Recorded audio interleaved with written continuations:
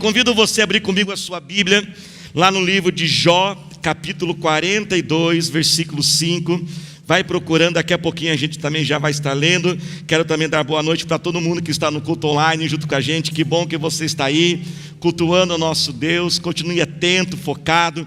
E eu quero lembrar que você pode ser grandemente usado por Deus, deixando um comentário, curtindo e principalmente compartilhando com outra pessoa. Amém? Irmãos, eu queria começar essa mensagem fazendo uma pergunta, que você pudesse responder para você mesmo. Você se considera uma pessoa bem-sucedida? Você se considera uma pessoa bem-sucedida? Agora, veja bem, irmãos, para a gente poder responder essa pergunta, a gente tem que voltar um pouquinho antes. E nós temos que chegar a uma conclusão e uma definição do que é sucesso. Porque você não vai conseguir dizer se você é uma pessoa bem-sucedida se você não definir o que é sucesso. Primeiro você tem que definir o que é sucesso para você. Então, se você chegar a essa definição do que é um sucesso e cumprir isso, você pode dizer o que você é uma pessoa bem-sucedida. Quem está entendendo, diga amém. Veja bem, nós estamos buscando algo que vai nos definir como bem-sucedidos, como aquilo que é um sucesso. Mas quando nós olhamos esse mundo ele começa já a nos apresentar algumas propostas. Se você for, por exemplo, para o dicionário vai dizer que sucesso é você alcançar um resultado. Se formos então lá para os filósofos, há um filósofo alemão que ele diz o seguinte: o sucesso não é a chave para a felicidade é a chave para o sucesso. Se você ama o que faz, você será bem sucedido. Bem coisa de filósofo, né, gente? Ou seja, nós podemos resumir o seguinte: sucesso é você fazer o que ama. Um outro filósofo diz que sucesso é você conseguir aquilo que você quer, ou seja, você define o que você quer e se você conseguiu, você é bem sucedido. Pastor John Maxwell, um pastor americano que eu admiro muito, ele tem vários objetivos de vida sobre ser bem sucedido, e uma delas, eu acho maravilhosa essa definição, esse objetivo que ele colocou para a vida dele, eu também acabei trazendo para a minha vida. Ele diz o seguinte, que sucesso é você alcançar o respeito das pessoas próximas de você. Olha que coisa interessante. Sucesso é você alcançar o respeito das pessoas próximas. Porque não é tão difícil pessoas que estão distantes admirar você. Agora as que estão próximas aí é mais difícil. Pessoas que conhecem o seu bastidor, que conhecem o seu temperamento, pessoas que sabem se você é um bom pagador. Enfim, essas são algumas propostas que o mundo apresenta para nós. Mas nós temos que olharmos para essas propostas e vermos que, na verdade, elas não funcionam tanto. Elas são um pouco assim limitadas. Porque se essas propostas estivessem funcionando, nós estaríamos cada vez mais satisfeitos, felizes, e não estaríamos tanto inconstantes, e não estaríamos tanto insatisfeitos e tão frustrados. Como pastor, a gente faz muito atendimento. E há um tempo atrás eu comecei a pesquisar, fiz uma breve pesquisa mesmo interna, de qual é o principal motivo que as pessoas nos procuram para pedir aconselhamento. E sabe, irmãos, qual é o motivo número 1 que eu descobri? O motivo número 1 que faz as pessoas nos procurar para aconselhamento, não somente nós, mas aos pastores também, é a confusão. Nunca houve tanta gente confusa.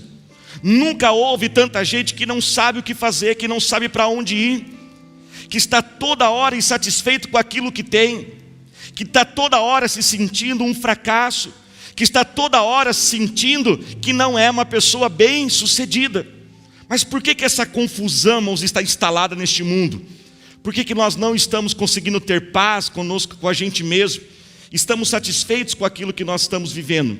Sabe por quê? Porque quando a gente pega essa definição de que você é bem-sucedido, você conseguiu, você venceu, nós fazemos isso, vamos apontando para duas direções, presta atenção, apontando para nós e para o que o mundo oferece. Porque se, segundo a definição desses filósofos, sucesso, uma pessoa bem-sucedida, é aquela pessoa que faz, que conquista o que ela ama, o que ela deseja, ou seja, ela vai primeiro olhar para o mundo e vai ver tudo aquilo que o mundo oferece, certo? E ela vai dizer, não, eu vou escolher isso aqui, eu escolhi aquilo, eu quero conquistar aquilo, eu quero realizar isso aqui. Só que o problema é que os dias que a gente está vivendo, irmãos, a cada hora tem mais coisa para escolher. Tem muita coisa para escolher. E aí você não sabe o que você quer. É tanta opção. E isso está cada vez mais fácil e acessível a todos nós.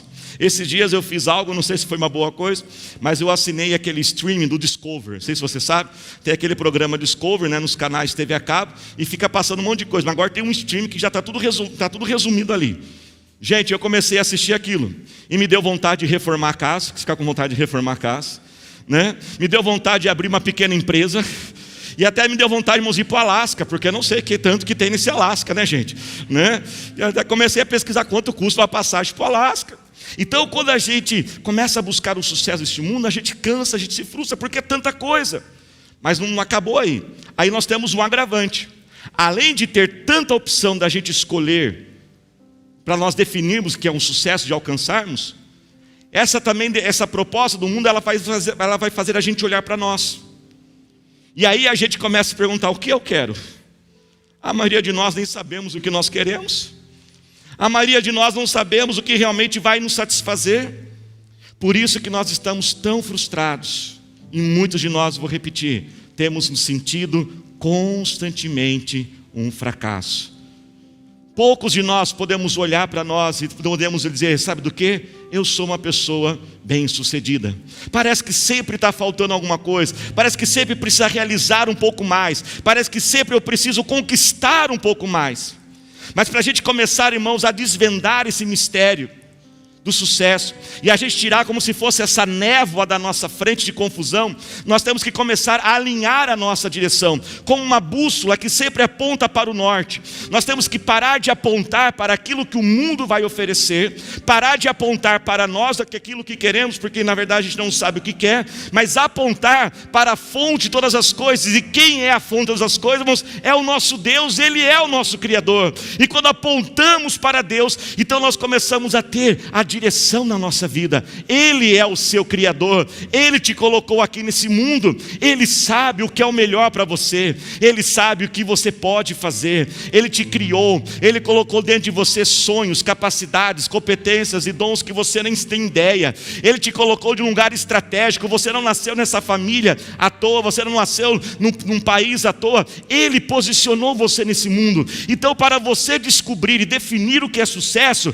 você tem que olhar para Ele, conhecer a Ele. E essa, irmãos, esse é o principal propósito da nossa criação. Assim, nessa mensagem, chegamos à primeira verdade. Preste atenção nisso, repita comigo, diga assim: conhecer a Deus é o meu principal propósito. Vamos dizer mais uma vez, diga assim comigo mais uma vez: conhecer a Deus é o meu principal propósito. Porque se você conhecer a Deus, Ele vai revelar por que você está aqui. Ele vai revelar por que Ele te criou. E quando Ele revelar aquilo que o motivo pela qual você foi criado, e você descobrir isso e começar a viver e se tornar conhecido de Deus, aí sim você pode se dizer que você é uma pessoa bem-sucedida. Terminar a sua vida e olhar para trás e dizer: quer saber do que? Eu passei nessa terra, e eu vivi nessa terra, e eu não somente conquistei, eu não somente conheci carreiras, eu não somente conheci lugares, eu não somente tive experiências deste mundo, mas eu vivi nesse mundo e eu conheci a Deus. E é sobre isso que Deus quer falar conosco nessa noite. Conhecer a Deus, o principal motivo da nossa criação. Mas também o Senhor quer ministrar algumas outras verdades. Um parênteses aqui na mensagem. Foi o medo de perder aquilo que ele tinha. No livro de Jó, capítulo 3, verso 25, Jó diz o seguinte: o medo que eu temia me aconteceu. Preste atenção nisso, tome cuidado com aquilo que você tem medo. E principalmente não fique profetizando.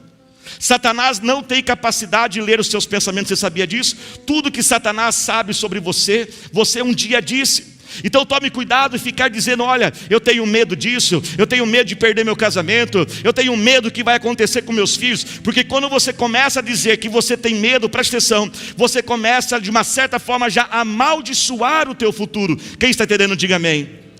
Mas eu creio que houve um segundo motivo pela qual Jó passou pelo que ele tinha que passar. É porque ele precisava conhecer a Deus. O que nos leva a uma segunda verdade. Diga assim comigo: conhecer a Deus é uma jornada. Irmãos, conhecer a Deus é algo que vai acontecendo pouco a pouco.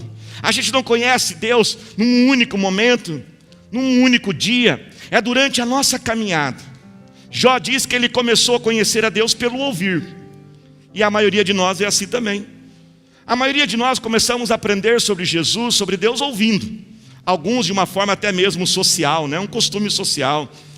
Nós vivemos num país religioso, então é muito comum quando a gente pergunta para uma pessoa: e como que você está? Eu estou bem, graças a Deus. Ela termina a frase e coloca graças a Deus. Quando alguém quer fazer algo bem legal e ele quer dizer que ele merece isso, então ele diz: olha, eu vou fazer isso, sabe também por quê? Porque eu sou filho de Deus, ou seja, eu mereço fazer isso. Mas às vezes ele não tem nem ideia do que ele está falando.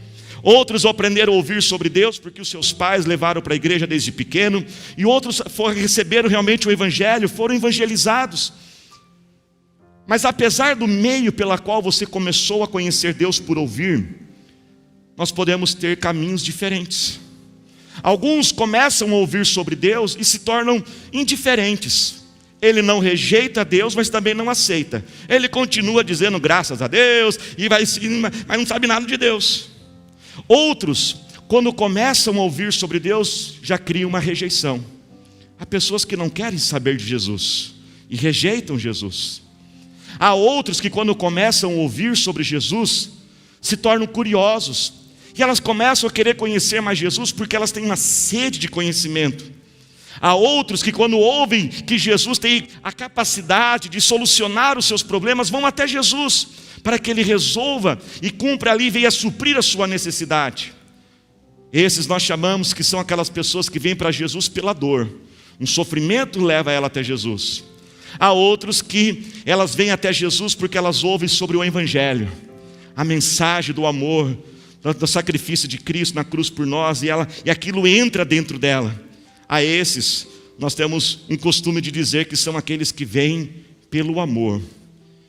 Mas, independentemente da forma que você começa a conhecer Jesus, indo até Jesus por curiosidade, necessidade ou pelo amor, nós temos que entendermos que Jesus não rejeita ninguém que se aproxima dele. Em Lucas 5,15 diz que as pessoas vinham até Jesus, ouviam sobre Jesus e vinham até Ele para serem curadas e para ouvir e aprender dele. Não tem nenhum problema se hoje você quer vir até Jesus, seja qual for o motivo, Ele te recebe de braços abertos. Mas nós precisamos prosseguir no nosso conhecimento sobre Deus. Se nós conhecermos a Jesus só porque ouvimos, por curiosidade ou por necessidade, mais cedo e mais tarde nós vamos se afastar dele. Você sabia disso? Se você conhecer Jesus só sobre necessidade, sabe o que pode acontecer? Uma vez que a necessidade for suprida, você o abandona. Porque o seu interesse era que ele só resolvesse o seu problema. O problema foi resolvido. E quantos, depois que os seus problemas são resolvidos, abandonam Jesus? Outros, quando Deus não resolve o problema do jeito que Ele quer, na hora que Ele quer, se revoltam contra Deus. Que adianta orar, porque Deus não fez aquilo que eu quero. Aqueles que conhecem Jesus só pela curiosidade, pelo conhecimento, eles ficam com Jesus até que eles descubram algo que seja ainda mais encantador. Nós chamamos essas pessoas daqueles que são convencidos, foram convencidos de Jesus, mas quando algo os convence de outra coisa, eles mudam e deixam Jesus.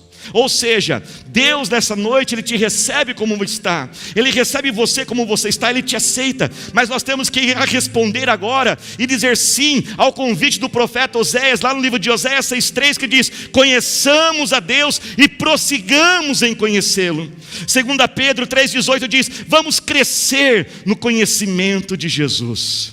A gente pode começar a ouvir e conhecer a Deus pelo ouvir, mas chega uma hora que nós temos que avançar para a próxima verdade.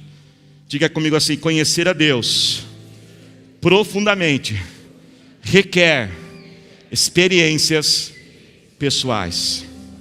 Muitas vezes eu atendo pessoas com uma crise de fé, e elas dizem: pastor, é difícil de acreditar. É difícil de acreditar na Bíblia. E vamos ser sinceros, mas tem hora que é difícil mesmo. Acreditar que alguém ficou 3 dias na barriga de um peixe, que Josué orou e o sol parou, ou seja, na verdade a rotação da terra parou. É muito difícil de acreditar nessas coisas. Mas toda vez que alguém fala assim: pastor, me ajuda a crer, Eu falo assim, olha, eu poderia ensinar você alguns cursos, eu podia falar de arqueologia, eu poderia dar um estudo de bibliologia, mas sabe, querido, o que você realmente precisa ter é uma experiência profunda e pessoal com Jesus. Sabe por que eu consigo crer que um homem ficou 3 dias na barriga de um peixe, que Moisés orou e o mar se abriu? Não é porque alguém me provou que isso um dia aconteceu, é porque quando eu olho para a minha vida e eu olho as minhas experiências com Deus, eu falo, o que Deus fez aqui com essas pessoas foi grande, foi difícil, foi impossível, foi sobrenatural, mas o que Ele fez na minha vida é ainda maior do que isso. Quando eu lembro da onde Ele me tirou e o que Ele tem feito na minha vida, quando eu olho para os meus 2 filhos, e eu lembro quando o médico disse que nós não poderíamos ter filhos, e eu olho ali um milagre na minha frente, a minha experiência pessoal me aprofundou a conhecer a Deus. Por isso você também precisa ter hoje, e começar a buscar ter a sua experiência com Deus. Deixa eu passar rapidamente alguns meios que nós podemos fazer isso. Nós podemos conhecer a Deus através da oração. A oração não é um monólogo que você fica falando de palavras decoradas, não. Sabia que através da oração você pode experimentar Deus? Através da oração você pode sentir Deus. Ele pode falar com você também. O livro de 1 Tessalonicenses 5,17 diz: orai sem cessar, ore o tempo todo. Sabe o que significa orar o tempo todo? Significa que em toda situação você enxerga um motivo para orar.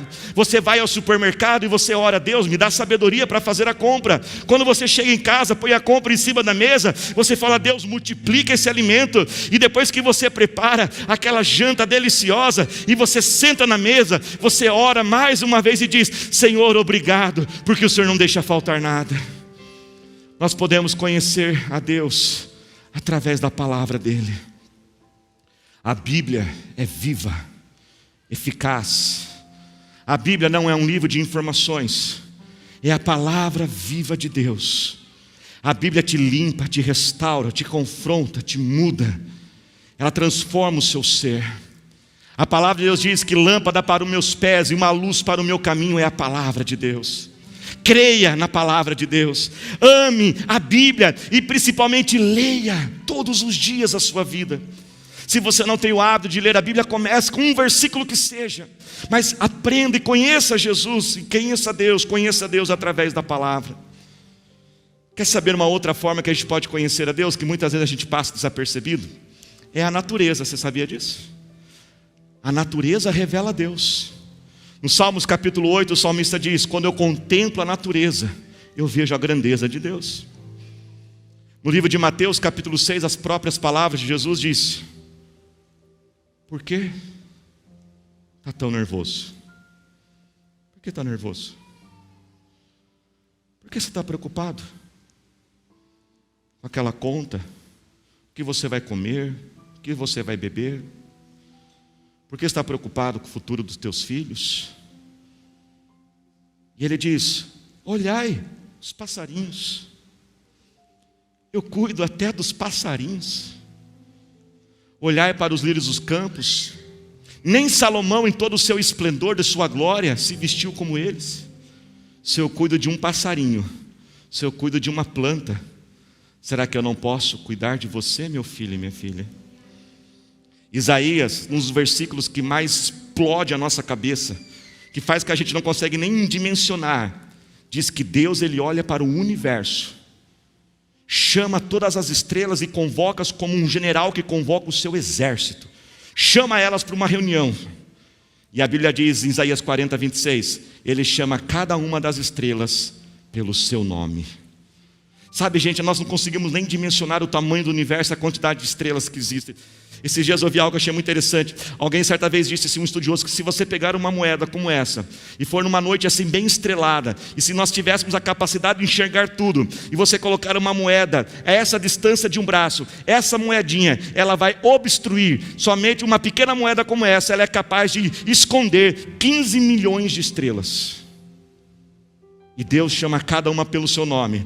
Ele é poderoso e é o mesmo Deus que está junto com você. Nós podemos conhecer a Deus através da pessoa de Jesus. Tomé certa vez um dia chegou para Jesus e falou assim: Jesus, me revela o Pai. E ele falou: Tomé, eu estou com você há tanto tempo, quem vê a mim vê o Pai. O povo de Israel naquela época só conhecia Deus com uma grande divindade, aquela divindade que pune aquele que erra e recompensa o que acerta. Mas agora Jesus apresenta Deus como um Pai. Deixa eu perguntar, você conhece Deus como um Pai? Não como aquele Deus juiz naquele trono, mas como um Pai amoroso, como aquele Pai da história do filho pródigo, que é cheio de graça. Sabe o que é graça? Graça é quando o Pai faz algo que você não merece, Ele te dá o que você não merece, Ele te perdoa dos seus pecados, Ele dá uma nova chance, mas Ele também é misericordioso, e aquilo que a gente realmente merecia receber, aquela punição, Ele diz: eu te perdoo, eu te aceito, eu amo você. Aliás, Deus mandou dizer para algumas pessoas aqui: eu estou feliz com você. A maioria de nós vemos Deus como um Deus carrancudo, severo, que está toda hora bravo com a gente. Ele é o nosso Pai, e você é amado e amada por Ele. E uma última forma que a gente pode conhecer a Deus é através das adversidades. Deus, irmãos, está constantemente nos protegendo. Quantos creem que Deus está te protegendo o tempo todo? Mas algumas coisas Deus permite acontecer. Aliás, nunca deixe de agradecer a Deus, até mesmo por aquilo que Ele te livrou e você nem ficou sabendo. Mas algumas coisas nós vamos ter que passar. E esse é o nosso problema, porque nós queremos que Deus remova as nossas lutas, mas Ele não pode remover nossas lutas. Sabe por quê, irmãos? Nem todas elas. Porque as nossas adversidades, crise, dores, as tempestades da nossa vida são oportunidades para revelar quem Ele é. A cada luta que você passa, você vai conhecer mais um pouquinho do Senhor Jesus, uma característica dEle, um caráter dEle, um atributo dEle, uma competência dEle. Por isso, levante a sua mão esquerda agora e diga comigo assim: a minha luta de hoje, agora você abaixa a sua mão e levanta a outra, é o meu testemunho de amanhã. Levante mais uma vez a mão esquerda e diga assim comigo: a minha luta de hoje. Abaixa ela e levante a outra assim: é o meu testemunho de amanhã. Por que eu tenho que abaixar uma e levantar a outra? É como algo profético, porque a Bíblia diz que ainda que o choro dure uma noite toda, a alegria ela vem pela manhã. Nenhuma tempestade dura para sempre, vai passar, vai acabar, e o sol vai voltar a brilhar. Mas durante nisso Ele vai revelar quem Ele é. Ele vai se revelar como Deus que transforma a maldição em bênção. Romanos 8:18 diz que a nossa luta ela é momentânea, e ela é apenas algo para compararmos com a glória que Deus fará na nossa vida. Romanos 8:28 diz que todas as coisas cooperam para o bem daqueles que amam a Deus. No meio de tudo isso, Ele vai tirar algo para que você possa conhecer Ele. Se coloque de pé. Ele é o Deus que se revela nas nossas lutas. É da maldição que Ele se revela um Deus abençoador. Posso ouvir glória a Deus? É da demissão inesperada que Ele se revela um Deus criativo, que te inunda de ideias e saídas que você não imagina. É do abandono do teu marido, que te trocou por uma outra moça qualquer, que Ele se revela como Deus que irá te sustentar e realizar novos começos na sua vida, querida. É daquele diagnóstico médico que diz: não há mais o que se fazer, que você conhecerá Jesus, o médico dos médicos, que pode curar. É da calúnia, da perseguição, da humilhação contra você, que você conhecerá como Jesus, o advogado dos advogados, que fará a tua inocência e vai provar que você é justo como um sol de meio-dia. Aliás, deixa eu dizer mais uma vez que Deus tem colocado no meu coração, já tenho declarado: para cada dia de vergonha haverá dupla honra. Continue perseverando e Ele vai te honrar. É dos inúmeros desafios, são dos inúmeros desafios que estão à tua frente. Quem tem muito desafio à sua frente?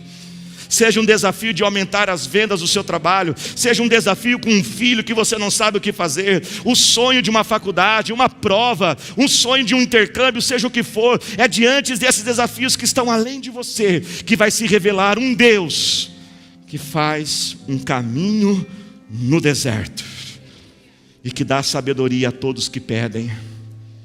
É no meio de toda essa culpa, submergido nesse sentimento que não sou digno, que eu não mereço, é no meio de tudo isso que Deus vai se revelar como um pai que pesquisa a vida de um filho e que ama fazer surpresas para os seus filhos, só para dizer: eu conheço você mais do que você imagina. E o que é importante para você é importante para mim. E eu quero declarar que muitos aqui vão receber afagos do nosso Deus. Afagos de Deus, só para dizer: eu sou um pai. E não aquele Deus severo e carrasco que você acha que eu sou. Você precisa me conhecer melhor, diz o Senhor. Muita gente tem querido viver a vontade de Deus na sua vida. Quem quer viver a vontade de Deus na sua vida? E muitos não estão conseguindo viver a vontade de Deus. Deixa eu dar uma dica para você. Uma das formas de você descobrir o que Deus quer para a sua vida é você olhar as suas batalhas. Olhe para as suas lutas. É uma forma de sinalizar aonde Deus quer te usar. Talvez você tenha lutado contra doenças, enfermidades.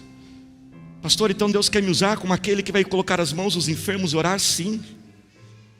Mas pastor, como isso é possível? Como que eu posso ajudar casais com o meu casamento tão difícil? É para mostrar que é Ele que irá fazer. Mas quando você passa por isso, você entende a dor dessa pessoa, mais do que outra pessoa que não passou. Pessoas que foram abandonadas e rejeitadas, como elas são excelentes conselheiros. Certa vez, ao final de um culto, eu atendi uma pessoa e ela começou a compartilhar a sua dor, e eu comecei a dizer: olha, eu sei, eu entendo o que você está passando. E quando eu fui falar isso, o Espírito falou assim: não fale isso, você não sabe. Essa dor aí você não sabe, Daniel. Você conhece muita coisa, mas isso você não sabe. Naquele exato momento, isso é coincidência, né? O Espírito Santo que vai agindo, né? Não é coincidência, é cristocidência. Passava-se uma irmã que eu conhecia a história dela, eu chamei ela e falei assim: querida, você pode me substituir? E ela ficou: vou substituir o pastor? Você vai me substituir. Você pode atender essa pessoa? Porque você entende da dor dela muito mais do que eu entendo. Então eu coloquei aquelas duas moças juntas e elas começaram a conversar, e elas oraram, e elas choraram, e foi lindo o que Deus fez. Quando Deus começou a dizer que Ele queria me usar como um líder, e esse sonho de querer ser grandemente usado por Deus, ser um líder, ser um pastor, não estava dando certo, porque os obstáculos eram grandes demais. Por mais que você ache que não, mas eu sou mais tímido do que você imagina. Eu sou extremamente tímido, não tenho carisma, não sou carismático. E aquilo começou a ser um obstáculo. Eu falava: Deus, como que o Senhor pode me usar? E sabe que eu comecei a conhecer um Deus que Ele age exatamente na onde você é limitado. E ali eu descobri o meu propósito de vida, um dos meus propósitos de vida. E hoje eu sei que Deus me colocou nessa terra, e um dos planos que Ele tem para a minha vida é eu ser um formador e um treinador de líderes. Sabe por quê? Porque eu creio que qualquer pessoa pode ser um líder. Porque quando eu olho para mim, quem eu sou, a última pessoa que poderia ser um líder, eu vejo que Ele é capaz de fazer. Então eu olho para qualquer pessoa e digo, e eu sei que se ela deixar Deus trabalhar na vida dela, ela também pode ser. E para aquilo que a gente não consegue, aquilo que nos falta, Deus vai acrescentando. Um líder tem que ser uma pessoa carismática. Eu não tenho carisma nenhum, mas quem Deus me presenteou, a pessoa mais carismática que a gente conhece. Eu posso estar, irmãos, num ambiente, eu passo uma semana num lugar, ninguém me nota. 30 segundos que passou da Thalita, todo mundo já percebeu que ela chegou. Deus é maravilhoso. E é esse Deus que está diante de nós nessa noite.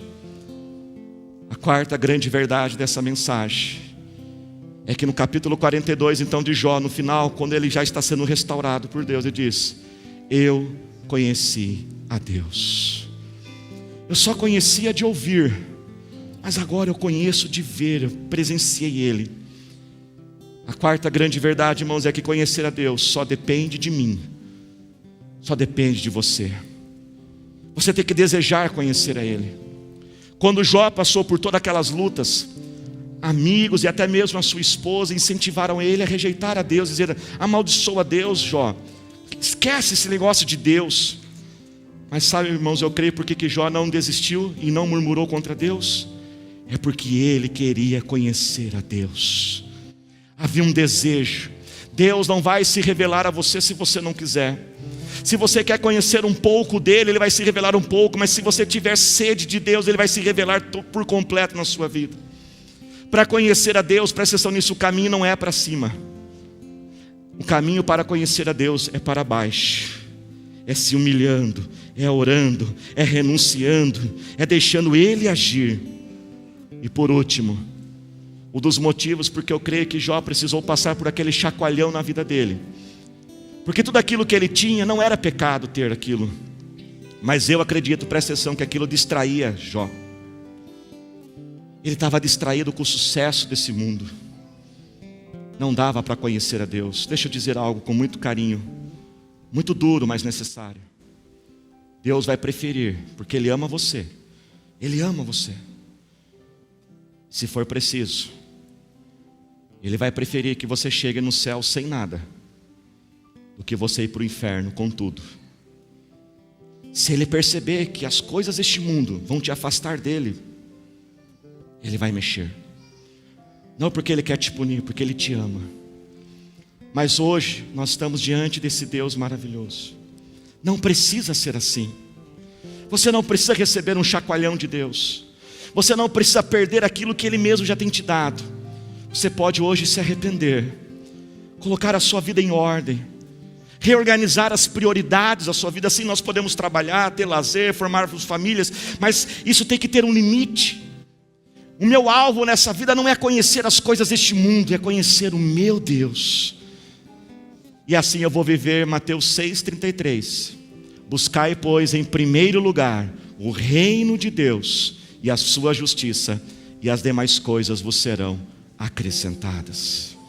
Levante as suas mãos e fale com Ele agora. Senhor nosso Deus, nosso eterno Pai, nós oramos a Ti, Senhor.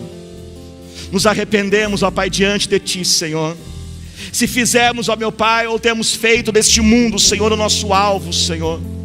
Estamos tão desesperados para conhecer, Senhor, aquele novo restaurante, viajar aquele novo lugar, ter aquela nova carreira, Senhor. Pai, nós queremos colocar agora o Senhor em prioridade em nossa vida. Aumenta, Senhor, a nossa fome e a nossa sede pela Tua presença, Senhor. Vem, Senhor, agora, Senhor, nos encher diante de Ti, Senhor. Nós Te queremos, nós Te desejamos, Senhor. Senhor, ó Pai, nós queremos reconciliar contigo. Você que quer voltar para Jesus agora, volte para Ele. Ele te recebe de braços abertos. Ele não esfrega o dedo na tua cara e diz: eu te disse não. Ele te perdoa, Ele te ama, Ele te acolhe nessa noite. Levante as suas mãos e adore a Ele, descanse nele.